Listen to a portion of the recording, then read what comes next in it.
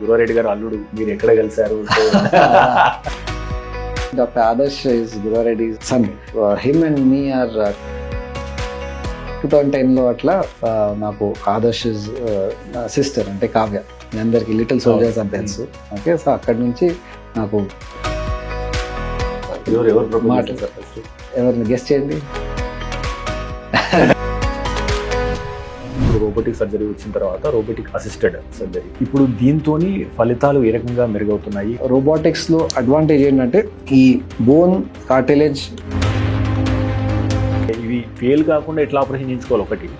So fail అయినందుకు గుర్తించిన తర్వాత మళ్ళీసారి అటువంటి మిస్టేక్ చేయకుండా ఉండాలంటే ఫెయిల్ ఎందుకు అవుతాయి అంటే బేసికలీ ఒకవేళ వాళ్ళకి కార్టిలేజ్లో సమస్య ఉంది అంటే వారికి తెలుసుకోవడం ఎలా, లక్షణాలు ఎలా ఉంటాయి? First thing is occasional knee pain start అవుతుంది. ఒకేజనల్ నీ పెయిన్ అంటే కార్టిలేజ్ డ్యామేజ్ ఫస్ట్ స్టేజ్లో ఉందనుకున్నాం, వారిని మనము జీవితాంతం ఆపరేషన్ లేకుండా చేయగలుగుతామా? మల్టీ ఫ్యాక్టోరియల్ అంటాము, అంటే not just doctor, not just medicines, but వేరే లాన్సెంట్ రీసెంట్గా ఇచ్చినట్టు 24లో ఇచ్చిన దాని ప్రకారం మన దేశంలో almost 6 crores and above people are suffering with osteoarthritis. So ఈ ఆస్టియో ఆర్థరైటిస్ అంటే ఏంటి? Natural arthritis, age related arthritis. అది దీని బారిన పడకుండా ఏమన్నా ఆహార సూచనలు కానీ లైఫ్ స్టైల్ సూచనలు కానీ మీరు ఏమైనా ఇస్తారా? ఓన్లీ థింగ్ ఈజ్ అట్లాంటి పేషెంట్స్కి ఎర్లీ. సో ఒబేసిటీ అనేది మోకాలను ఏ రకంగా ప్రభావితం చేస్తుంది, లేదా బరువు నియంత్రణలో ఉంచుకోవడానికి గురించి, అంటే how to manage this obesity అంటే అది $1 million క్వశ్చన్. దాంట్లో కూడా చిన్న టిప్ ఏంటంటే, మనం ఆర్థరైటిస్ ఉన్నప్పుడు కేవలం చలికాలంలో నొప్పి ఎక్కువ అవుతుంది అని విన్నాం, ఇది నిజమేనా? దీని గల కారణాలు ఏంటి? టెంపరేచర్కి మన మస్క్యులోస్కెలిటల్ పెయిన్స్కి ఒక రిలేషన్షిప్ ఉంటుంది. ఎగ్జాక్ట్. సో ఏసీఎల్ టేర్ ఎందుకు జరుగుతున్నాయి, దీన్ని ఏమైనా ప్రివెంట్ చేయగలమా? మెయిన్ థింగ్ ఏసీఎల్ మీరు అడిగింది సెంట్రల్ లిగమెంట్, ఈ లిగమెంట్. సో ఈ ligament is the most commonly. Osteoporosis అంటే ఏంటి, దాన్ని ఎర్లీగా ఎట్లా డిటెక్ట్ చేయాలి? ఆస్టియోపోరోసిస్ అంటే బోన్ డెన్సిటీ తగ్గిపోవడం. ఓకే, సో ఈ బోన్ ఉందా, కుర్చీ నుంచి కింద పడిపోతే ఇప్పుడు నాకేం అవ్వదు, but the same thing for an elderly above 65. కొంతమంది పిల్లలు వంకరకాలతో పుట్టడం జరుగుతుంది. సో దానికి ఎటువంటి చికిత్సా విధానాలు చేస్తారు? చాలా డిఫార్మిటీస్ ఆటోమేటిక్గా కరెక్ట్ అవుతాయి. బట్ ఇండియన్ టాయిలెట్స్ బెస్ట్ అని లేదా వెస్ట్రన్ టాయిలెట్స్ బెస్ట్ అని అనేది ఒక వివాదం నడుస్తుంది. అదే రకంగా మెట్లు ఎక్కడ మంచిది కాదా అనే దాని మీద కొద్ది వివాదం నడుస్తుంది. నేను ఎంతైనా stair climbing up and down చేయొచ్చు, ఇండియన్ టాయిలెట్ వాడవచ్చు, there is no issue. But sedentary life స్టైల్లో ఉంటున్న వారికి ఎలాంటి సలహా ఇస్తారు, వాళ్ళకి దీర్ఘకాలికంగా ఎలాంటి సమస్యలు ఉండకుండా ఉంటాయి? Very important question. నేను ఈ ఐటీ కంపెనీస్కి వెళ్తూ ఉంటాను టు గివ్ ఎడ్యుకేషనల్ టాక్స్. ఇప్పుడు అక్కడ వెళ్తే డైలీ 45 minutes లేదా 1 hour ఎక్సర్సైజ్ చేయడం అనేది ఎంత ఇంపార్టెంట్ మన ఎముకల ఆరోగ్యాన్ని కాపాడుకోవడంలో? ఐ మీన్ అందరికీ తెలుసు, దట్ ఈస్ ద థింగ్, ఎంత ఇంపార్టెంట్ అందరికీ తెలుసు. బట్ సార్ ఇప్పుడు ఈ medical inflation year by year 14% ఇట్లా పెరుగుతుంది కదా, దాని నుంచి మనం సేఫ్ గార్డ్ చేసుకోవడానికి హెల్త్ ఇన్సూరెన్స్ యొక్క ప్రాముఖ్యత ఏంటి? 100%. అంటే ఎందుకు జనాలు తీసుకోరు health insurance, I is always a doubt for మీ. మా ఆర్థోపెడిక్ మెసేజెస్ కంటే ఇదే ఇంపార్టెంట్. బికాస్ సో ఫైనల్గా సార్, అంటే మీ మామగారు గురువారెడ్డి గారు గురువాయనం అని మరో గురువాయనం అని చెప్పేసి బుక్కులు రాశారు. సో ఆ సాహిత్యంతో ఆయన మక్కువ ఉన్నది. మీ brother in law so Anoop Reddy garu సినిమాలో నటించారు, కొన్ని సినిమాలు. కరెక్ట్. సో మీ యొక్క హాబీస్ ఏంటి, మీరు టైం దొరికినప్పుడు సో ఎంజాయ్మెంట్ కోసం ఏం చేస్తారు? అంటే పర్సనలీ నాకు స్పోర్ట్స్ ఇష్టం, సో నేను టెన్నిస్ ఆడతాను. అండ్ ఏ స్పోర్ట్ అయినా నాకు ఇష్టం, అది చేస్తాను. మ్యూజిక్ అంతా. నేను కూడా ఒక బుక్ రాశాను.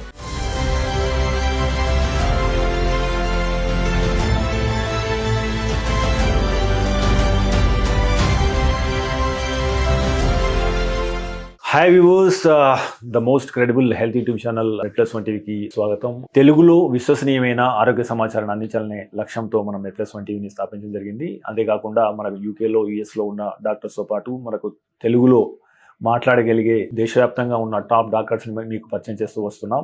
ఈ రోజు మనం కిమ్స్ జంక్షన్ హాస్పిటల్లో ఉన్నాము. మరొక విశిష్ట అతిథిని మీ ముందుకు తీసుకొచ్చాము. ఏకంగా 1000కి పైగా రోబోటిక్ నీ సర్జరీలు చేయడమే కాకుండా ముఖ్యంగా అమెరికా, అదే రకంగా ఆస్ట్రేలియాలో ఈ రోబోటిక్ నీ రిప్లేస్మెంట్కి సంబంధించిన అతి కొత్త ఆధునిక టెక్నాలజీ సంబంధించి శిక్షణ తీసుకోవడమే కాదు, ప్రస్తుతం మన దేశంలో ఉన్న ఎంతో మందికి ఈ రోబోటిక్ నీ సర్జన్స్ ఎలా చేయాలి, ఇందులో వస్తున్న కొత్త పోకడలు ఏంటి, ఏ రకంగా మనం ఫలితాలను మెరుగుపరచవచ్చు అనే అంశాలపై మనకు శిక్షణ ఇస్తున్నారు డాక్టర్ కుశాల్ గారు. సో డాక్టర్ కుశాల్ గారు నమస్తే అండి. నమస్తే. సో డాక్టర్ కుశాల్ గారు, మీరు ఎగ్జిక్యూటివ్ డైరెక్టర్ గా వ్యవహరిస్తున్నారు. అదే రకంగా మీరు యుఎస్, అదే రకంగా ఆస్ట్రేలియాలో ఈ రోబోటిక్ నీ సర్జరీకి సంబంధించిన ఎన్నో శిక్షణ కార్యక్రమాలకు అటెండ్ అయ్యారు. అండ్ ఇక్కడ కూడా చాలా మందికి ట్రైన్ చేస్తున్నారు. అదే రకంగా గురువారి దగ్గర పనిచేయడం కావచ్చు. So how this transformed your career? Basically మాకు గాడ్ ఫాదర్ అంటే గురువారెడ్డి గారు. నేనే కాదు, మా హాస్పిటల్లో అందరూ ఆర్థోపెడిక్ సర్జన్స్ అక్కడి నుంచే స్టార్ట్ చేస్తారు training. From basic post graduate level నుంచి, ట్రైనింగ్ లెవెల్ నుంచి, తర్వాత registrar level, senior consultant level వరకు. కొంతమంది నాకంటే ముందు, అంటే ఆల్మోస్ట్ 2009లో సన్షైన్ స్టార్ట్ అయింది, అప్పటి నుంచి ఉన్నారు. నేను 2016లో వచ్చాను. సో 15 years నుండి they are travelling with him. In fact some are from Apollo time also. So is a very అంటే motivational figure for all of us. And that is why we are together as a family. Sunshine Bone and Joint Unit Institute ఈ institute ఇప్పుడు okay మనకి నెలకి almost 500-600 surgeries అవుతాయి. ఒక సంవత్సరంలో 6,000 to 7,000 surgeries ఆర్థోపెడిక్స్లో అవుతాయి, which is a massive high volume. And that is only possible because of his foundation. Okay, so అక్కడ నుంచి మొదలైంది. నౌ ఎవ్రీ వన్ ప్రాక్టీస్ అది ఉంది, బట్ దానికి ఒక ఫాదర్ ఫిగర్ అంటే గురువారెడ్డి. సో డాక్టర్ గారు, మా వ్యూవర్స్ కి అంటే ఒక ఇంట్రెస్టింగ్ ఉంటుంది అన్నట్టు, మీరు గురువారెడ్డి గారు అల్లుడు. సో అంటే ఆ జర్నీ ఏ రకంగా జరిగింది, సో మీరు ఎక్కడ కలిశారు, సో ఆ స్టోరీ గురించి చెప్పగలుగుతారా? లేదు, basically doctor Adarsh is Guruvareddy son. Him and me are classmates from medical college. So నాకు ఫ్యామిలీ అప్పటి నుంచి పరిచయం. When I was at the age of 18, 2005లో మెడికల్ కాలేజ్ జాయిన్ అయ్యాను. అప్పటి నుంచి పరిచయం. 2010లో అట్లా నాకు ఆదర్శ్ సిస్టర్ అంటే కావ్య, మీ అందరికి లిటిల్ సోల్జర్స్ అని తెలుసు. ఓకే, సో అక్కడి నుంచి నాకు పరిచయం. అండ్ అప్పుడు 2010 ఎండింగ్లో అట్లా నేను ఫస్ట్ టైం మేము ఎవరిని గెస్ట్ చేయండి, అంతే కదా. So that was the thing. And 3-4 years of courtship తర్వాత 2015లో వి గాట్ మ్యారీడ్. ఇప్పుడు యాక్చువల్ గా గురువారెడ్డి గారు ఒక పెద్ద చెట్టు. సో అక్కడ ఇప్పుడు అన్నపరెడ్డి గారు కానీ మీరు కానీ, సో రోబోటిక్ గారు కావచ్చు కానీ, లేకపోతే ఆయన హిప్స్ చాలా బాగా చేస్తున్నారు. సో బట్ ఆ కంచెల్లి బయటకు వచ్చి ఓన్ ఐడెంటిటీ కానీ, లేదా మీకు ఒక ప్రత్యేకమైన స్థానం తీసుకురావాలని అనిపిస్తుందా? సో మీకు ఎట్లా అనిపిస్తుంది? డెఫినెట్లీ. అంటే ఇప్పుడు ఫస్ట్ థింగ్ ఇస్ మేము అది ట్రై కూడా చేయము. సార్ లాంటి ఒక ఆరా బిల్డ్ చేయడం, సార్ లాంటి ఒక స్టాచర్ బిల్డ్ చేయడం, ఆదర్శ్ కూడా అట్లా చేయడం, నేను కూడా చేయను. Because he's for us he's in another level. So మేము ఆ దాంట్లో ఒక ఫ్రాక్షన్ కూడా మేము చేస్తే వీఆర్ హ్యాపీ. సో ఎస్, దాంట్లో కొన్ని మీరు అన్నట్టు కొంచెం స్పెషల్ ఆర్ సెపరేట్ ఐడెంటిటీ అది వస్తుంది with time. That will happen. And definitely everyone, you, me, everyone, we all look to do that in our own spheres. So అది కూడా ఉంది మైండ్ లో. విలువైన, విశ్వసనీయమైన ఆరోగ్య సమాచారాన్ని అందించడానికి మనం మెడ్ప్లస్ వన్ టీవీని ఏర్పాటు చేశాం. అనతి కాలంలోనే మనం 3 లక్షలకు పైగా సబ్స్క్రైబర్లు, అదే రకంగా 7 కోట్ల వ్యూస్ ను సాధించుకున్నాం. మీ సహకారానికి ప్రత్యేక ధన్యవాదాలు. అయితే మన ఛానల్ చూస్తున్న వారిలో ఇప్పటికీ 94% పైగా మంది సబ్స్క్రైబ్ చేసుకోకుండానే చూస్తున్నారు. మీకు తెలుసు, మనం దేశంలో ఉన్న టాప్ డాక్టర్ను ఇంటర్వ్యూ చేస్తూ వస్తున్నాం. అదేవిధంగా అమెరికాలో ఉన్న టాప్ డాక్టర్స్ ని ఎంతో మందిని ఇంటర్వ్యూ చేయడం ద్వారా మనం తెలుగులో ఎంతో విశ్వసనీయమైన ఆరోగ్య సమాచారాన్ని ఇస్తూ వస్తున్నాం. సో ఇలాంటి ఇంటర్వ్యూలు మరిన్ని చేయడానికి, మాకు అవకాశం ఇవ్వడానికి మీరు ఛానల్ సబ్స్క్రైబ్ చేసుకోండి. అదేవిధంగా ఈ ఛానల్ని సబ్స్క్రైబ్ చేసుకోవడం ద్వారా ఈ విలువైన సమాచారం ఏదైతే తెలుగులో ఉందో ఇది 10 మందికి చేరి వారికి కూడా ఉపయోగపడే అవకాశం ఉంటుంది. So please subscribe and watch MedPlus one TV. So doctor గారు, మనం ఇన్ని రోజులు మామూలు సర్జరీ చేసేది, సాంప్రదాయబద్ధంగా కోయడం లాంటి మాన్యువల్గా చేసేది. ఇప్పుడు రోబోటిక్ సర్జరీ వచ్చిన తర్వాత రోబోటిక్ అసిస్టెడ్ సర్జరీ. ఇప్పుడు దీంతో ఫలితాలు ఏ రకంగా మెరుగవుతున్నాయి? ఇన్ టర్మ్స్ ఆఫ్ రికవరీ కావచ్చు, in terms of precise cutting కావచ్చు, బ్లడ్ లాస్ కావచ్చు, ఇది అంటే ఏ రకంగా మెరుగుపరుస్తుంది పేషెంట్ జీవితాన్ని? యా, సో మీకు తెలుసు, ఆర్థరైటిస్ అంటే ఇది కార్టిలేజ్. సో బోన్ పైన ఒక కవరింగ్ ఉంటుంది, దాన్ని కార్టిలేజ్ అంటాము. ఈ కార్ట్ స్మూత్ ఉండాలి. మోకాలు అరగడం అంటే ఇదే కార్టిలేజ్ కొంచెం రఫన్ అవుతుంది. సో దీనికి మనం అరగడం అంటాము. ఇమీడియట్ ఒక రోజులో ఏమవ్వదు, మెల్లిమెల్లిగా over period of time. Older age గ్రూప్లో 50s, 60s, 70sలో ఈ కార్టిలేజ్ మొత్తం ఇట్లా డ్యామేజ్ అయిపోతుంది. ఓన్లీ లాస్ట్ స్టేజ్లో, అంటే దీంట్లో 4 స్టేజెస్ ఉన్నాయి, 1, 2, 3, 4. లాస్ట్ స్టేజ్లోనే ఇది కార్టిలేజ్ బోన్ కట్ చేసి దాంట్లో ఆర్టిఫిషియల్ ఇట్లా మెటల్ జాయింట్ వేస్తాం. ఇప్పుడు మీరు అడిగిన క్వశ్చన్, రోబోటిక్స్లో అడ్వాంటేజ్ ఏంటంటే ఈ బోన్ కార్టిలేజ్ కట్ చేయాల్సిన యాంగిల్స్, యాక్యురసీ, డెప్త్, మ్యాగ్నిట్యూడ్ ఇవన్నీ రోబోట్ ప్రిసిషన్తో డిసైడ్ చేస్తుంది అండ్ ఎగ్జిక్యూట్ కూడా చేస్తుంది. So that is the difference. So ఈ సింపుల్ అండర్స్టాండింగ్ కోసం ఇప్పుడు ఈ బోన్ మోడల్ ఉంది, ఈ జాయింట్ ఇక్కడ కూర్చోవాలి, బట్ ఈ గ్యాప్ మీకు కనిపిస్తుంది ఇక్కడ.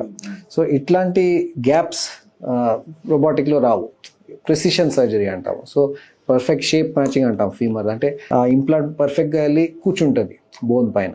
సో ఇది ఒక అడ్వాంటేజ్. సెకండ్ ఏంటంటే రోబోటిక్స్లో ఒక హ్యాప్టిక్ టెక్నాలజీ, అంటే ఒక సేఫ్టీ ఫీచర్ ఎక్కువ ఉంటుంది. సో ఇప్పుడు మాన్యువల్లీ బేసిక్లీ బోన్ కట్ చేసి రీప్లేస్, లిటరలీ మాకు కార్పెంటరీ లాగా ఉంది. సో సా ఉంటుంది, డ్రిల్ ఉంటుంది, ఇవన్నీ ఉంటాయి.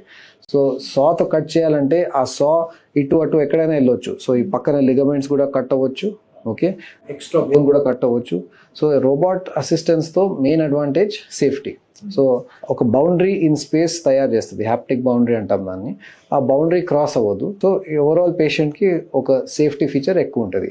So because of all this, so accuracy, safety and tissue dissection తక్కువ ఉంది కాబట్టి రికవరీ కూడా కొంచెం ఫాస్టర్ ఉంటుంది. సో పోస్ట్ సర్జరీ మేము హాస్పిటల్లో చూస్తాము, pain of the patient non రోబోటిక్కి రోబోటిక్కి డెఫినెట్లీ తేడా ఉంటుంది.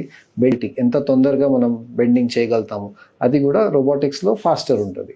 సో ఇవి కొన్ని అడ్వాంటేజెస్ ఉన్నాయి రోబోటిక్స్తో.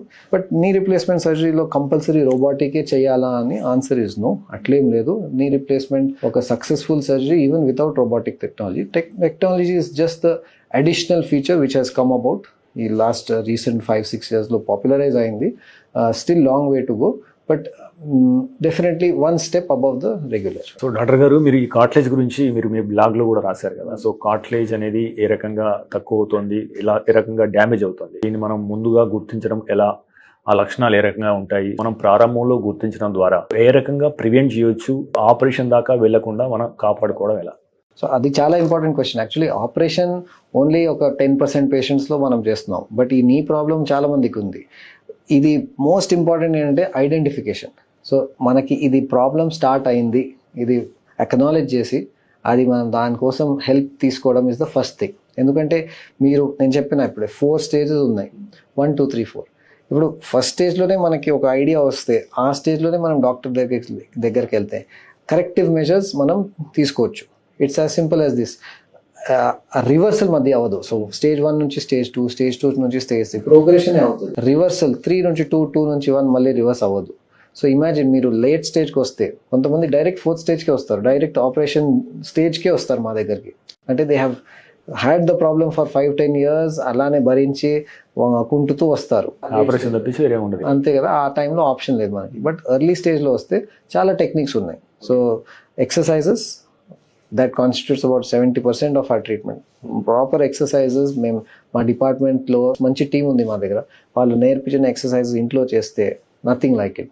కొన్ని ప్రికాషన్స్ ఉన్నాయి. ఇప్పుడు మోకాలు అరగడం, ఆర్థరైటిస్ కొంతమందికి వచ్చిన తర్వాత ప్రికాషన్స్ ఉంటాయి కొన్ని. సో ఫుల్ ఫోల్డ్ కూర్చోకూడదు కింద, దేవుడి పూజ మనం ఇంట్లో కూర్చొని చేస్తాం, అట్లా కూర్చొని చేయకూడదు. మెట్లు ఎక్కడం దిగడం తగ్గియాలి, ఇండియన్ టాయిలెట్ పొజిషన్ మానేయాలి. సో 1 to 2, 2 to 3, 3 to 4 ఆ ప్రోగ్రెషన్ స్లో డౌన్ అయిపోతుంది.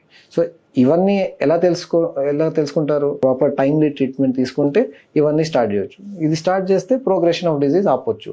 So that's the main. So apart from medicines, exercises, precautions and maybe some belt, ఇదంతా చేసి మనం డీలే ఆఫ్ ప్రోగ్రెషన్ చేయాలి.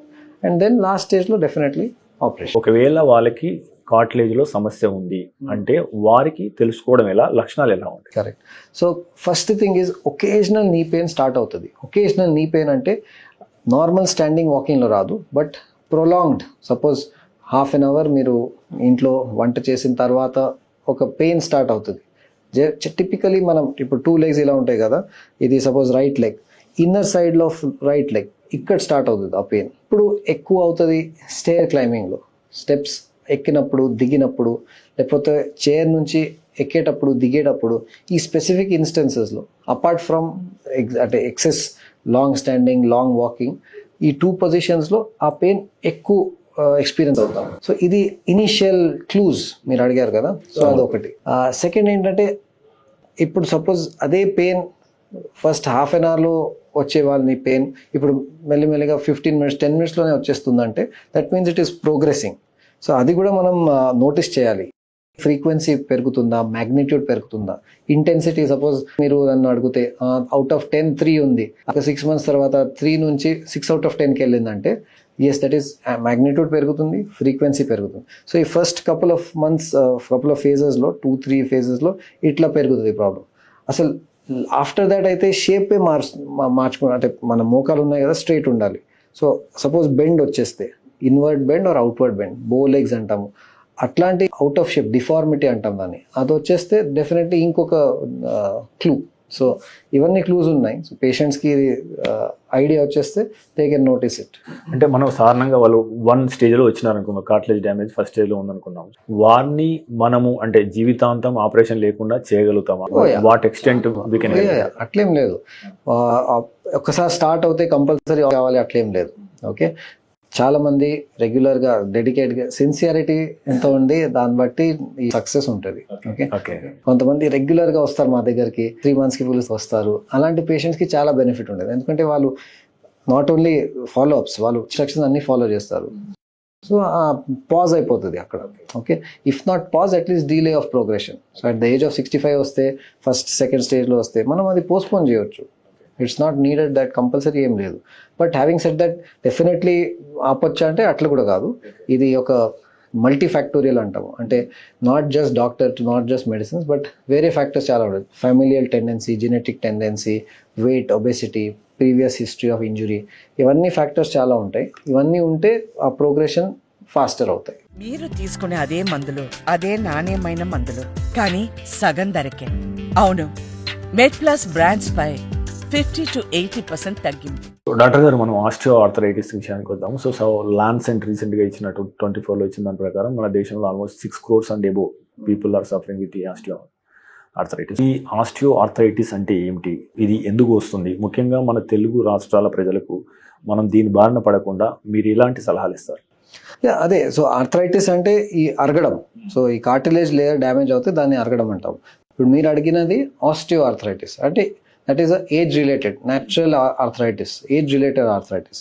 అది 50s 60s తర్వాత స్టార్ట్ అవుతుంది. దాంట్లో కొన్ని వేరే వెరైటీస్ ఉంటాయి.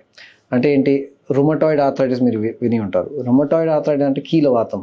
సో బాడీలో ఒక సెల్ఫ్ గోల్ లాగా auto immune condition. So body సెల్సే మన నీ జాయింట్ దగ్గర వెళ్ళి ఒక చిన్న రియాక్షన్ ఎలిసిట్ చేస్తారు. సో ఆ రుమటాయిడ్ ఆర్థరైటిస్తో it can be in earlier age also, 20s 30s కూడా అది స్టార్ట్ అవ్వచ్చు. Third type is post traumatic, అంటే ఇంజురీ అయింది, నాకు చిన్నప్పుడు యాక్సిడెంట్ అయింది కాబట్టి మా నీ జాయింట్ ఆల్రెడీ అక్కడ వీక్ ఉంది, అలాంటి పేషెంట్స్కి అది తొందరగా వస్తుంది. Next psoriatic arthritis, infective septic arthritis, అట్లా చాలా ఉన్నాయి దాంట్లో. బట్ మోస్ట్ కామన్ మీరు అడిగినట్టు ఆస్టియో ఆర్థరైటిస్ అన్నమాట. దీని బారిన పడకుండా ఏమన్నా ఆహార సూచనలు కానీ లైఫ్ స్టైల్ సూచనలు కానీ మీరు ఏమైనా ఇస్తారా? కష్టం, అంటే mostly it is related to genetic factors. Definitely weight లాస్తో చాలా బెనిఫిట్ ఉంటుంది. కొంతమంది ఒబెసిటీలో ఈ ప్రాబ్లం ఇంకా డబుల్ అవుతుంది. సో వెయిట్ లాస్తో డెఫినెట్లీ ఇంప్రూవ్మెంట్ ఉంటుంది. యాజెస్తో కూడా you can control it. At the end of the day చాలామంది మేము థిన్ పేషెంట్స్లో చూస్తాము, and normal, not that they have had any injury in the childhood, అట్లేం లేదు, ఆటోమేటిక్గా కూడా స్టార్ట్ అవ్వచ్చు. ఓన్లీ థింగ్ ఈజ్ అట్లాంటి పేషెంట్స్కి early recognition and treatment, that is most important. ఈ బరువుకును అదే రకంగా మోకాల సమస్య గురించి కూడా మీరు ఒక బ్లాగ్ లో రాసినట్టున్నారు. ఇది ఏ రకంగా అఫెక్ట్ చేస్తుంది, ఒబెసిటీ అనేది మోకాలను ఏ రకంగా ప్రభావితం చేస్తుంది, ఈ బరువు తగ్గించడంపై లేదా బరువు నియంత్రణలో ఉంచుకోవడానికి గురించి, అంటే how to manage this obesity అనేది ఏదైనా ట్రిక్స్ కానీ ఏదైనా ప్రాక్టికల్ గైడ్ ఏదైనా? అంటే అది $1 million question. Question is how does it impact అంటే వెయిట్తో వెరీ సింపుల్. మన లోడ్ డైరెక్ట్లీ నీ జాయింట్ పైన మ్యాక్సిమం లోడ్ పడుతుంది. ఆ లోడ్ పైనుంచి ఎక్కువ ఉంటే డైరెక్ట్ లోడ్ పడుతుంది. So it is directly mechanical అనమాట. సో ఎంత నీ జాయింట్ పైన ఎంత వెయిట్ ఉంది, ఎంత concentrate, because entire head, neck, shoulders, abdomen మొత్తం రేట్ అయ్యి ఆ వెయిట్ మొత్తం మోకాల పైన పడుతుంది. సో ఆ వెయిట్ తక్కువ ఉంటే ఆటోమేటిక్లీ లోడ్ తగ్గిపోతుంది. So that is one thing. మీరు సెకండ్ అడిగేది ఎట్లా అది కంట్రోల్ చేయాలి weight, that's a completely different subject. దాంట్లో కూడా చిన్న టిప్ ఏంటంటే మనం మైండ్లో ఇట్స్ మోర్ అబౌట్, చాలా మంది ఎక్సర్సైజ్ అంటారు, but most important more than exercise is how you manage your diet. అంటే మీ టైమింగ్స్ ఆఫ్ ఫుడ్, మీ type of food, quantum of food and calories.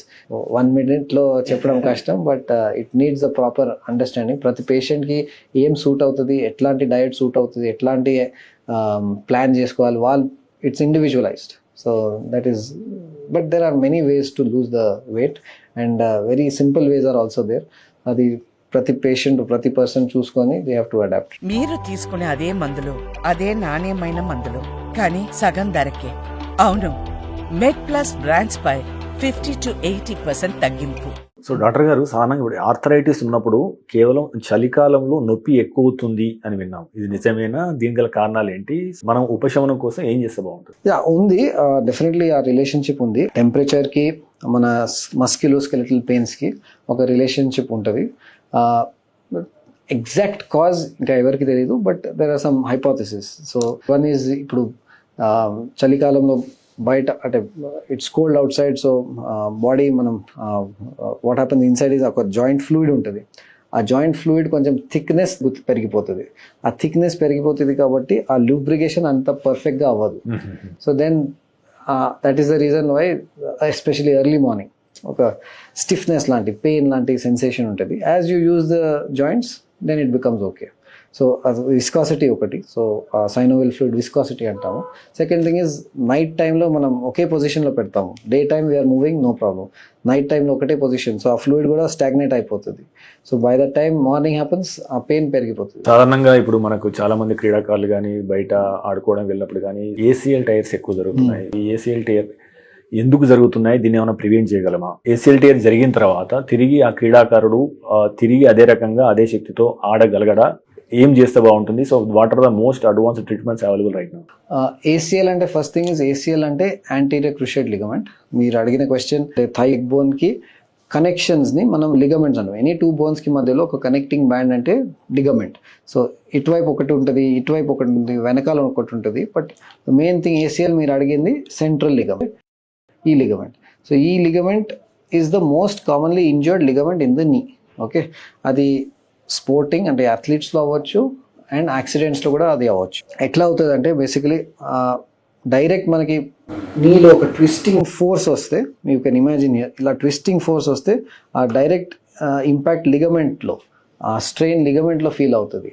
అదే ఫ్రాక్చర్స్ ఆర్ డైరెక్ట్ వేరే మెకానిజం ఉంటుంది, but ligament injuries ఒక twisting ఫోర్స్లో అవుతుంది. So especially ఫుట్బాల్లో ట్యాక్లింగ్ అప్పుడు, బాస్కెట్బాల్లో బెండింగ్ అప్పుడు, బ్యాడ్మింటన్ కూడా సడన్ ట్విస్టింగ్ అప్పుడు ఇలాంటివి అవ్వచ్చు. Same thing during the accidents. Once the ACL tears, ఏసీఎల్ది సిమ్టమ్ ఏంటంటే డెఫిషియెంట్ ఏసీఎల్ ఉంటే ఒక ఇన్స్టెబిలిటీ, అంటే సడన్గా పక్కకి జరిగిపోతుంది కాలని ఒక సెన్సేషన్ ఉంటుంది మనకి.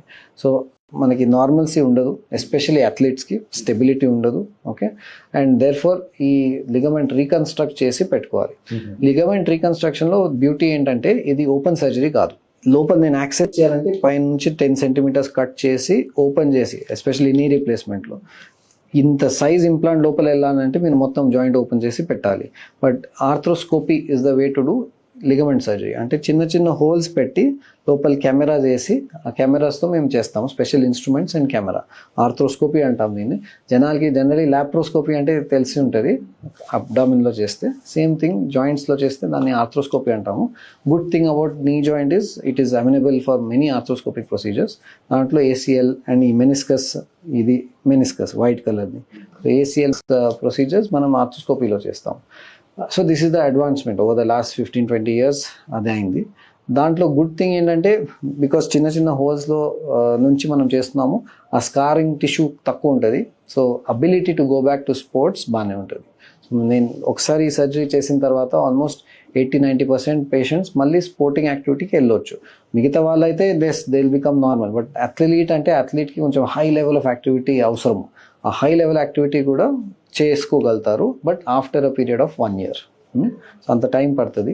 అండ్ దాంట్లో కూడా అడ్వాన్సెస్ ఉన్నాయి. రోబోటిక్స్ దాంట్లో లేదు, వస్తుంది బట్ దాంట్లో లేదు. But anyway these are the advantage. Can we prevent it sir, అంటే బై టేకింగ్ ఎనీ? కష్టం, ప్రివెన్షన్ ఏసీఎల్ అంటే ఇట్స్ లైక్ యాక్సిడెంట్. స్ప్లిట్ సెకండ్లో అవుతుంది.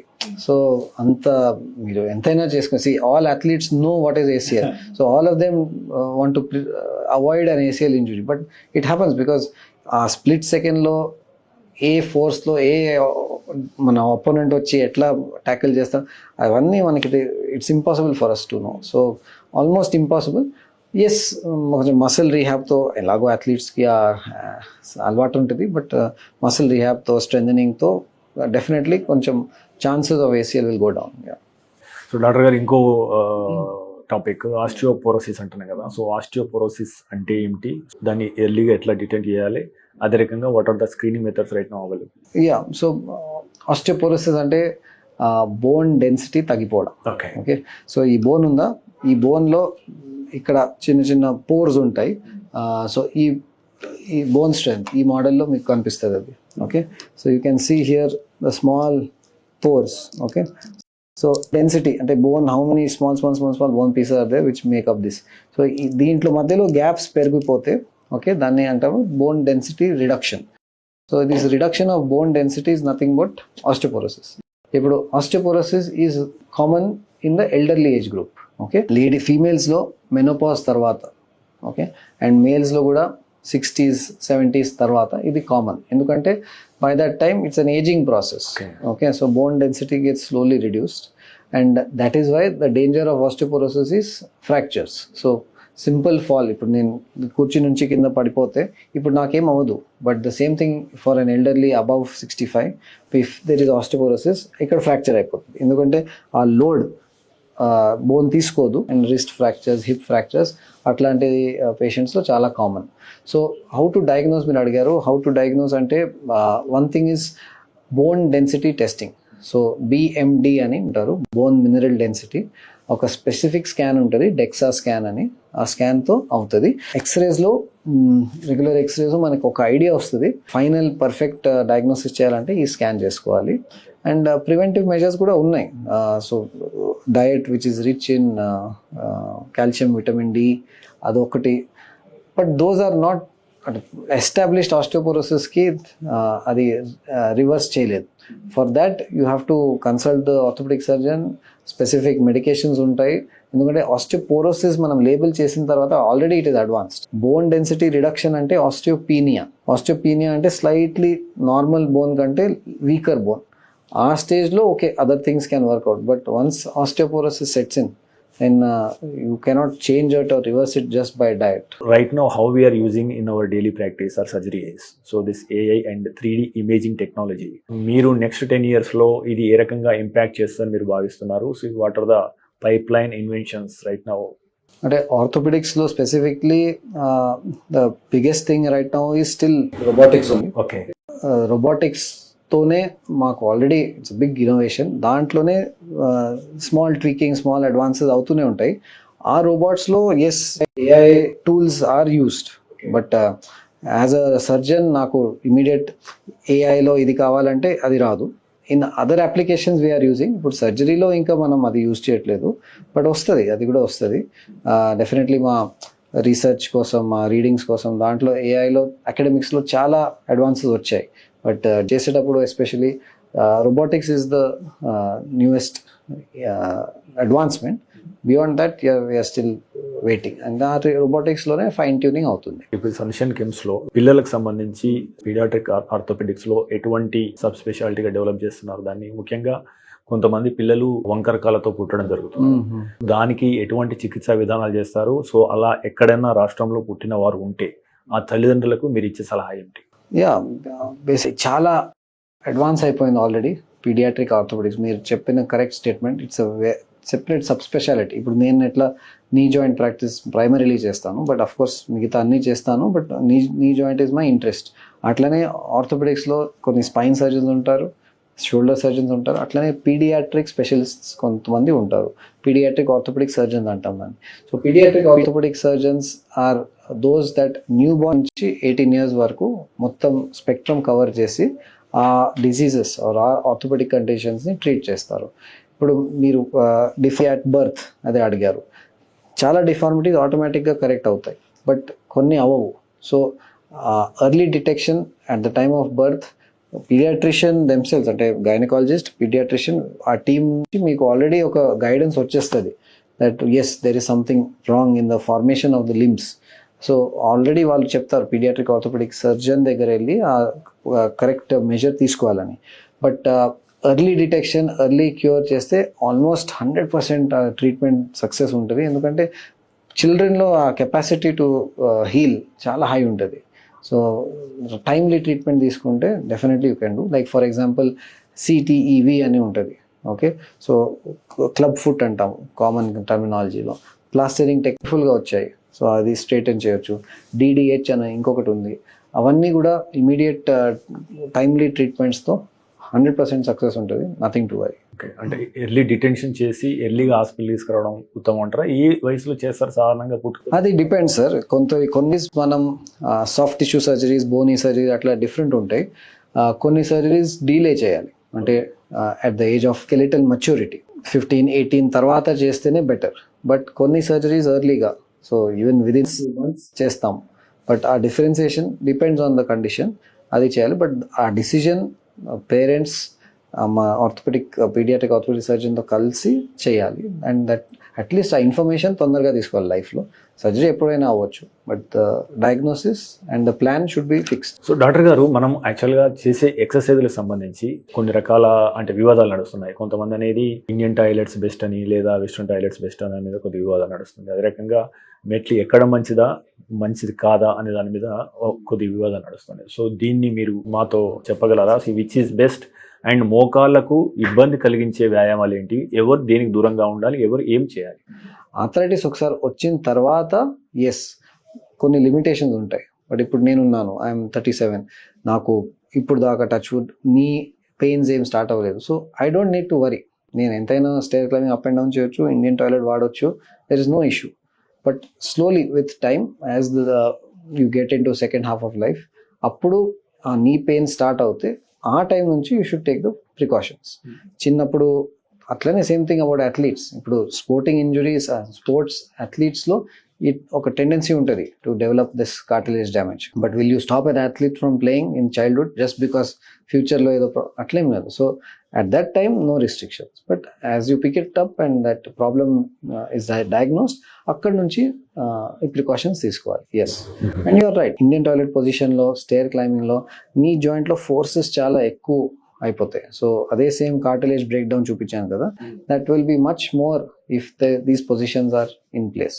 So అవాయిడ్ చేయడమే బెటర్. రోగి కోలుకోవడంలో పోస్ట్ ఆపరేటివ్ కేర్ అనేది చాలా ముఖ్యమైనది. దీని గురించి మీరు బ్లాగ్లో వివరించారు కదా. మన సర్జరీ తర్వాత ఇంటి వద్ద ఎటువంటి వ్యాయామాలు చేయాలి, ఇది కోలుకోవడంలో ఎలాంటి ముఖ్యమైన భాగం? యా, ఎస్పెషలీ నీ ఆర్థోపెడిక్ ఆపరేషన్స్లో ఇది చాలా important. Because it's a musculoskeletal అంటాం దాన్ని. అంటే మేము స్కిన్ ఓపెన్ చేసి, మసిల్ ఓపెన్ చేసి బోన్ దాకా వెళ్తాము. సో ఆ బోన్ కూడా రిపేర్ చేస్తాము, మసిల్ రిపేర్ చేస్తాము. సో రికవరీ అలా 3 to 5 days అట్లా అవ్వదు. అంటే for example urology, catheter procedures, bladder procedures కొన్ని immediately within 10 days patients are back to office అట్లా. బట్ ఆర్థోపెడిక్లో అది చాలా తక్కువ. ఫ్రాక్చర్ సర్జరీస్ ఉంటే, నీ రిప్లేస్మెంట్స్ అట్లా ఉంటే, పోస్ట్ సర్జరీ రీహాబ్ చాలా ఇంపార్టెంట్. దాంట్లో 50% is on table what we do, and 50% is after discharge what the patient does at home.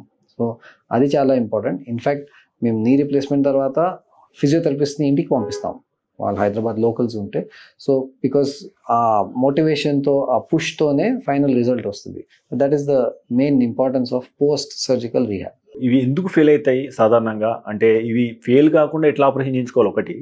So fail అయినందుకు గుర్తించిన తర్వాత మళ్ళీ ఒకసారి అటువంటి మిస్టేక్ చేయకుండా ఉండాలంటే సో ఎక్కడికి రావాలండి? ఫెయిల్ ఎందుకు అవుతాయి అంటే basically it has a life. Finally it is artificial implant. Okay, ఎంత గ్యారంటీ ఇస్తారని అడుగుతారు. గ్యారంటీ అఫ్ కోర్స్ ఇవ్వలేము, but on an average 15 to 20 years ఈ లైఫ్ స్పాన్ ఉంటుంది. Okay, suppose at the age of 50 అవుతే ఆటోమేటిక్లీ బై 65-70 అది wear out అవుతుంది. Okay, కొంతమందికి ఈవెన్ 25 years ఉంటుంది. బట్ సపోజ్ 75కి వేర్ అవుట్ అవుతే అది మళ్ళీ రిపీట్ సర్జరీ చేయాలి. సో ఇది తీసేసి పెద్ద ఇంప్లాంట్స్ వేయాలి. సో దాన్ని రివిజన్ నీ రిప్లేస్మెంట్. సో ఆ రివిజన్ ఇప్పుడు naturally also it happens. That is one process. కొంతమందికి కాంప్లికేషన్స్తో రిపీట్ చేయాల్సి వస్తుంది. సో ఇది నీ రీప్లేస్మెంట్ అయింది, అక్కడే మళ్ళీ ఫ్రాక్చర్ అయ్యి ఇది ఇంప్లాంట్ లూజ్ అయిపోయింది, అప్పుడు రివిజన్ నీ రీప్లేస్మెంట్ చేయాల్సి వస్తుంది. కొంతమందికి ఇన్ఫెక్షన్ వచ్చేస్తుంది. So multiple reasons why it happens. But అది కూడా రివిజన్ నీ రీప్లేస్మెంట్ ఇంప్లాంట్స్, ఇప్పుడు మంచి మంచి ఇంప్లాంట్స్ ఉన్నాయి మా లాంటి పెద్ద సెంటర్స్లో, ఎక్స్పర్టీస్ పర్ఫెక్ట్గా ఉంది, ఇన్ఫెక్షన్ స్పెషలిస్ట్ మా దగ్గర ఉన్నారు. సో వాళ్ళు ఇన్ఫెక్షన్ వర్టికల్ మొత్తం హ్యాండిల్ చేస్తారు. నాకు పర్సనలీ ఎక్స్పీరియన్స్ ఈ వర్టికల్లో బాగుంది over the last 5 years. So ఇట్లా చేసి ఆ success rate of revision is very good. So ఇప్పుడు ఈ యాంటీ మైక్రోబియల్ ఇన్ఫెక్షన్స్ అంటున్నారు, అంటే రెసిస్టెన్స్ పెరుగుతుంది, యాంటీ మైక్రోబియల్ రెసిస్టెన్స్ పెరుగుతుంది. ఈ క్రమంలో ఇన్ఫెక్షన్స్ ఎట్లా తగ్గిస్తున్నారు మీరు యాక్చువల్ గా సన్షైన్లో? ఏ మోడ్, ఈ విధానాలు ఏ రకంగా ఉన్నాయి? దీని గురించి మీరు యాక్చువల్ గా రోగులకు ఏం చెప్పాలనుకుంటున్నారు? లేదు, బేసికలీ ప్రోటోకాల్స్ రిజిడ్ ఉండాలి, అది ఫస్ట్ థింగ్.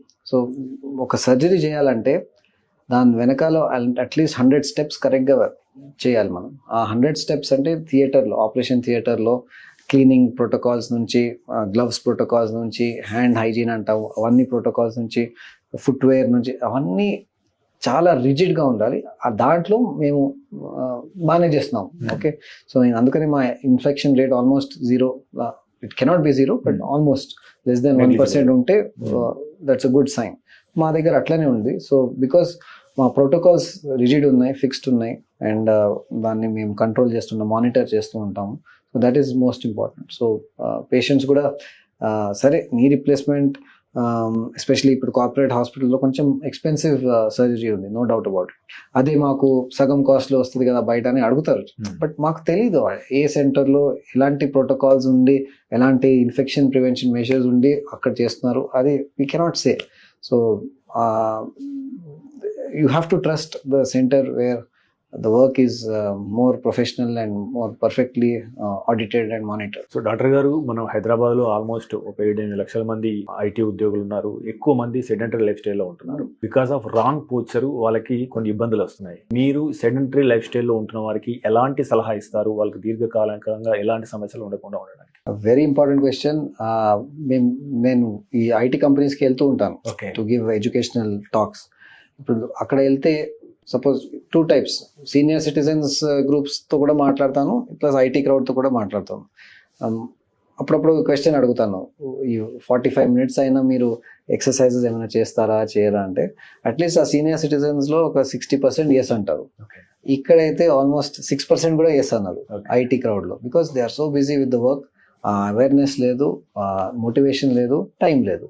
సో ఐటీ క్రౌడ్కి most important thing is, health is wealth అని మనం చెప్తాము, లూజ్గా చెప్తాం. బట్ అది క్లీషేడ్ ఉన్నా సరే అది ఎంత ఇంపార్టెంటో మాకు తెలుసు. బికాస్ హాస్పిటల్లో రోజు చూస్తాము, ఒక 1 split secondలో లైఫ్ మొత్తం టర్న్ అరౌండ్ అయిపోతుంది. ఇప్పుడే మనం మాట్లాడాము, ట్విస్టింగ్ ఇంజురీ, సడన్గా 1 secondలో patient is not able to be the same person he was before the incident. So IT క్రౌడ్కి కూడా అదే సలహా, మీరు హెల్త్ ప్రయారిటీ పెట్టుకొని డెఫినెట్లీ ఒక ఎక్సర్సైజ్ రొటీన్ దాంట్లో ఇన్కార్పొరేట్ చేసి, healthy diet life style incorporate చేసి మీరు you have to go about it.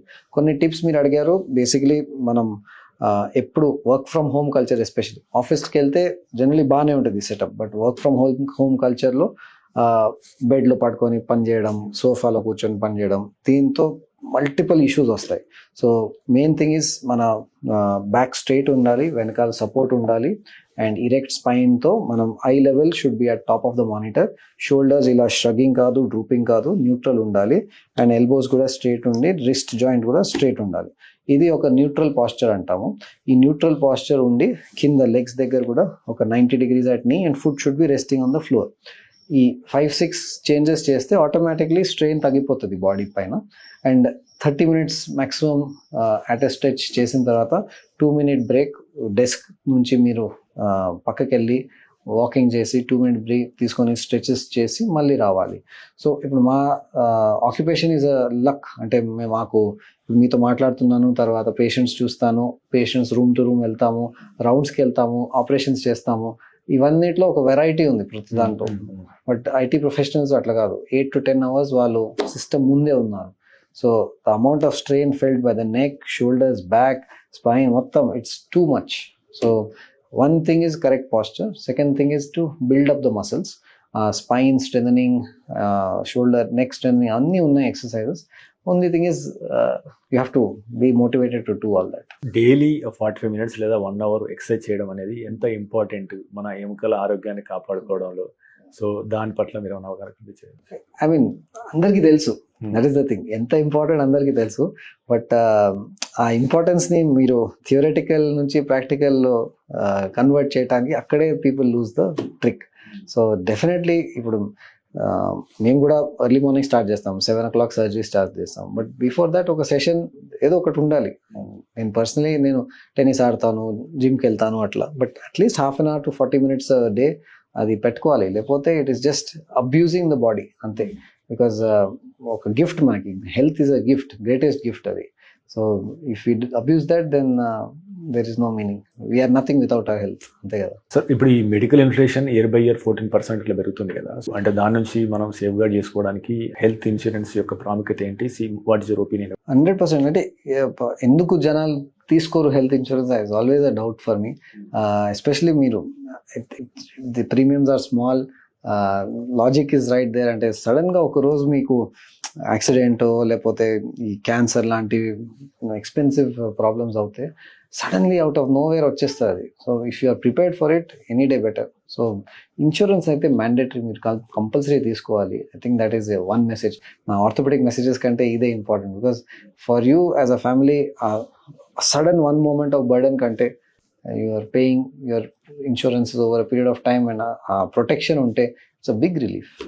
Sir మీ గురువారెడ్డి గారికి మంచి లెగసీ ఉంది. అదే రకంగా మన ఆర్థోపెడ్, టాప్ ఆర్థోపెడ్ అనగానే గురువారెడ్డి గారు గుర్తొస్తారు. సో సన్షైన్ హాస్పిటల్ ఆ రకంగానే ఒక మంచి పేరు ఉందని భారతదేశం నుంచే కాదు ఇప్పుడు ప్రపంచవ్యాప్తంగా సన్షైన్ హాస్పిటల్కి వస్తున్నారు.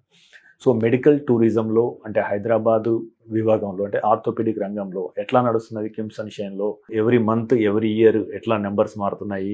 ఈ పొజిషన్ను ఇంకా సుస్థిరం చేసుకోవడానికి కావచ్చు, ఇంకా మెరుగుపరచుకోవడం కావచ్చు. As a executive director, what your plans for the next 5 years like that? Yeah, అంటే India has become epicentre of medical tourism. Because మన దగ్గర ఉన్న క్వాలిటీ ఆఫ్ కేర్, ఇలాంటి tertiary hospital setups like KIMS, Apollos, all of them, ఆ facilities neighbouring కంట్రీస్లో ఉన్నాయి. But that expertise with these facilities are combined with experience with low cost.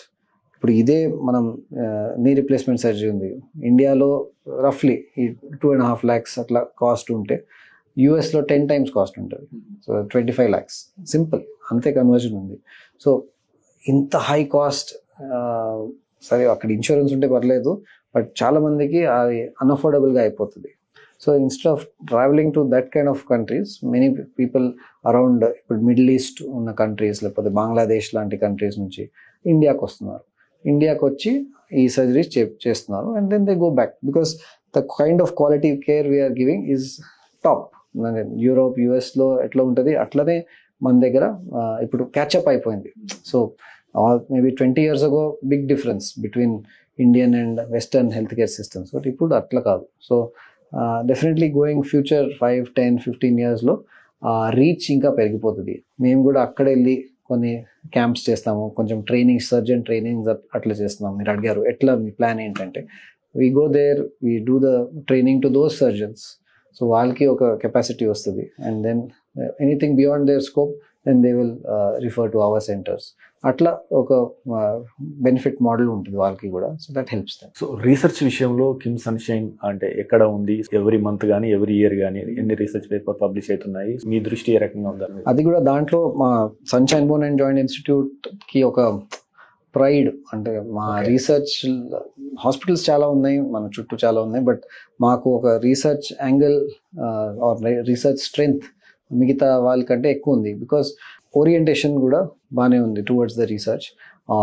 The last అంటే research ఎందుకు important? Because మీ learnings మీరు next జనరేషన్స్కి pass on చేస్తున్నారు. That is the importance of research. So last 10 yearsలో ఇప్పుడు మాకు ఆల్మోస్ట్ 150 పబ్లికేషన్స్ వచ్చాయి పెద్ద పెద్ద జర్నల్స్లో. So 150 scientific articles, 150. So almost ఇయర్కి ఇప్పుడు మేము 15 to 20 పెడుతున్నాం. So that is the power of research. Because ఆ బేసిస్ మీద ప్రాక్టీసెస్ చేంజ్ అవుతాయి. So that is the medical ఫీల్డ్లో అది చాలా ఇంపార్టెంట్. అండ్ సన్షైన్ దాంట్లో బాగానే ముందుకు వచ్చింది last 10 years and we are happy for that. మీరు శిక్షణ ఎక్కడ పూర్తి చేశారు? 1000 ఆపరేషన్స్ చేశారు కదా, వాటి యొక్క సక్సెస్ రేట్ ఏ రకంగా ఉంది? సో ఎట్లా దీని గురించి వివరిస్తారా? బేసికలీ నా MBBS హైదరాబాద్లో అయింది, పోస్ట్ గ్రాడ్యుయేషన్ నాగ్పూర్లో అయింది. 3 years ఆర్థోపెడిక్స్లో ట్రైనింగ్ చేశాక మళ్ళీ దాంట్లో కొన్ని ఫెలోషిప్స్ అంటాము, సో సబ్ స్పెషాలిటీ ట్రైనింగ్ అది ఇక్కడే చేశాను నేను సన్షైన్లో. So speciality is a knee joint speciality, అంటే షోల్డర్, నీ, హిప్ అట్లా. దాంట్లో నేను సబ్ స్పెషాలిటీ చూస్ చేశాను. నీ సబ్ స్పెషాలిటీలో వేరే వేరే టైప్స్ ఆఫ్ సర్జరీస్ ఉంటాయి. ఫ్రాక్చర్ సర్జరీస్ ఉంటాయి, నీ రిప్లేస్మెంట్స్ ఉంటాయి, ఆర్థ్రోస్కోపీ ఉంటుంది. సో ఈ బేసిక్ ట్రైనింగ్ ఇక్కడ తీసుకున్నాను. తర్వాత ఆస్ట్రేలియాలో వెళ్ళి రోబోటిక్ స్పెసిఫిక్ ట్రైనింగ్ అక్కడ తీసుకున్నాను. అది తీసుకున్న తర్వాత మళ్ళీ ఇక్కడే వచ్చి సన్షైన్లో మ్యాక్సిమం ప్రాక్టీస్ చేస్తాను. అండ్ మీరు చెప్పినట్టు ఇప్పుడు మేము 5-6 years back robotic centre start చేసాము. అసలు చాలా ఫ్యూ, అంటే ఇటు అటు ఇండియాలో మీరు 6 అట్లా ఉండిన ఆ టైంలో. ఇప్పటి వరకు మీరు ట్రాన్సిషన్ చూస్తే ఇట్స్ అ బిగ్, సో చాలా వచ్చేసాయి, రోబోట్స్ వచ్చేసాయి, రోబోటిక్ సెంటర్స్ మనీ వచ్చేసాయి. దాంట్లో మా కాంట్రిబ్యూషన్ ఏంటంటే మా హాస్పిటల్ నుంచి training, so global centre of excellence అని మాకు ఒక ట్యాగ్ వచ్చింది. అది ఎందుకు వచ్చిందంటే 1 is the high volume, 2nd is the ability to train. ఇప్పుడు నేను చేసిన రోబోటిక్ ట్రైనింగ్ అంత యూఎస్కి వెళ్ళి ఆస్ట్రేలియాకి వెళ్ళి ఆపర్చునిటీ అందరికి ఉండదు. So that time that was needed. But ఇప్పుడు ఇండియాలోనే ఇక్కడే ఉండి మేము వెళ్ళి నేర్చుకొని హ్యాండ్ హోల్డ్ చేసి రోబోటిక్ ట్రైనింగ్ కంప్లీట్ చేస్తాం. దాని సర్టిఫికేషన్ అంటాం. ఆ సర్టిఫికేషన్ ఇండియాలోనే అయిపోతుంది. ఇప్పుడు వెళ్ళక్కర్లేదు, ఇండియన్ సర్జన్స్ బయటికి వెళ్ళక్కర్లేదు. So that is the advantage. So this is about mind. And then last 5 yearsలో ఆఫ్టర్ ఆల్ దిస్ ట్రైనింగ్ నా practice primarily knee joint practice అయిపోయింది. సో దాంట్లో నేను knee replacements, revision knee replacements, arthroscopy, so ligament injuries, meniscus injuries, ఇది పని చేస్తూ ఉంటాను. So doctor గారు, అంటే ఈ విభాగంలోకి వచ్చే, అంటే ఆర్థోపెడిక్ విభాగంలోకి వచ్చే కొత్త వైద్యులకు మీరు ఇచ్చే సలహా ఏంటి? మీరు ఎందుకంటే యూఎస్ అదే రకంగా ఆస్ట్రేలియాలో ట్రైనింగ్ ఇస్తున్నారు, ఇక్కడ ఇస్తున్నారు కదా, సో ఎట్లా ఉంటుంది నెక్స్ట్ 10 yearsలో ఆర్థోపెడిక్ డాక్టర్స్కు? వాళ్ళు ఏ విజన్తో రావాలి, ఎట్లా ఉంటే సక్సెస్ అవుతారు? Orthopaedics is ever green field. చాలా అంటే అన్ని సబ్ స్పెషాలిటీస్ మెయిన్ ఇప్పుడు సిటీ లాంటి హైదరాబాద్ లాంటి దాంట్లో కొంతమంది సాచ్యురేట్ వర్డ్ వాడుతున్నాం, అంటే so many doctors are there. At the same time Hyderabad కూడా ఎక్స్పాండ్ అవుతుంది, కొత్త ఏరియాస్ బిల్డప్, కొత్త residential colonies. So continuous process ఇది. Every one will have the work. ఆర్థోపెడిక్స్లో చాలా వర్క్ ఉంది. నాట్ జస్ట్ పాతకాలంలాగా జస్ట్ ఫ్రాక్చర్ ట్రీట్మెంట్ అని కాదు, సబ్ స్పెషాలిటీ ప్రాక్టీస్ ఆల్రెడీ మనం మాట్లాడాము.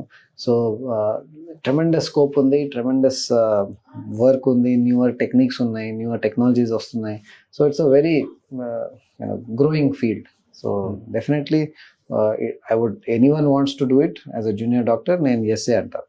మీ మామగారు గురువారెడ్డి గారు గురువాయనం అని, మరో గురువాయనం అని చెప్పేసి బుక్కులు రాశారు. సో ఆ సాహిత్యంతో ఆయన మక్కువ ఉన్నది. మీ బ్రదర్ ఇన్ లా, సో అనబరెడ్డి గారు సినిమాలో నటించారు, కొన్ని సినిమాలు. సో మీ యొక్క హాబీస్ ఏంటి? మీరు టైం దొరికినప్పుడు సో ఎంజాయ్మెంట్ కోసం ఏం చేస్తారు? అంటే పర్సనలీ నాకు స్పోర్ట్స్ ఇష్టం, సో నేను టెన్నిస్ ఆడతాను. అండ్ ఏ స్పోర్ట్ అయినా నాకు ఇష్టం, అది చేస్తాను. మ్యూజిక్ అంతా.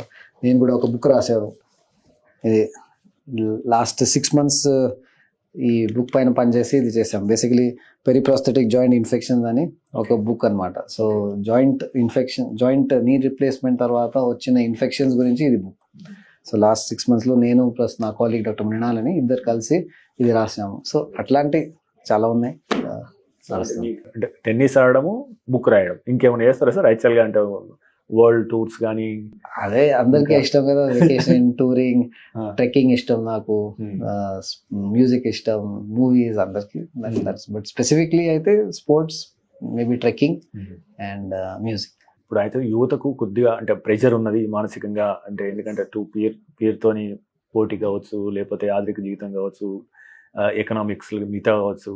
సో ఈ ఒత్తిడిని అధిగమించడానికి, హ్యాపీగా లైఫ్ లీడ్ చేయడానికి, how to lead life with happiness అనే దాని మీద మీరు ఎలాంటి సూచనలు ఇస్తారు ఒత్తిడి లేకుండా జీవించడానికి? అంటే కీప్ ఇట్ సింపుల్, అదొకటి. First thing is don't bite more than you can chew.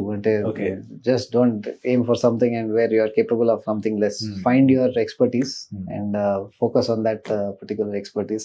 Comparisons avoid cheyandi. So that is one thing. If I keep comparing to my father-in-law, Dr. Guruvareddy, I should be like, I will be unhappy all the time. So atla kaadu, you should make your own identity and you should be happy in your own sphere. So that is it, keep it simple అంతే. Final గా sir, do's and don'ts లో what are the 5 things to do to protect our knees and what are the 5 things to avoid? 5 things to do. See, in a childhood, I would not say anything. Just be normal, natural. Make aim pedda restrictions levu, nothing. As you grow older and you start having some issues, the do's are do the exercises that are told. Have a healthy diet that is explained by the doctor or the dietitian. Don't sit on the floor cross-legged or squat or do Vajrasana, Padmasana. In yoga also, don't do that. And of course, don't increase your weight, which will add the load to the knee. These 3-4 don'ts and few do's, and that's it. I mean, that will keep your knees healthy. It's not such a big problem to have, but adoste మీరు early detection and treatment will go a long way in avoiding the surgery. Thank you Kushal garu, మీరు విలువైన సమాచారానికి ధన్యవాదాలు. Thank you very much. Thank you so much. నమస్తే. So viewers, ఇది ఈ వారం doctor talk. వచ్చే వారం మరో డాక్టర్తో కలుద్దాం. చూస్తూనే ఉండండి MedPlus 1 TV.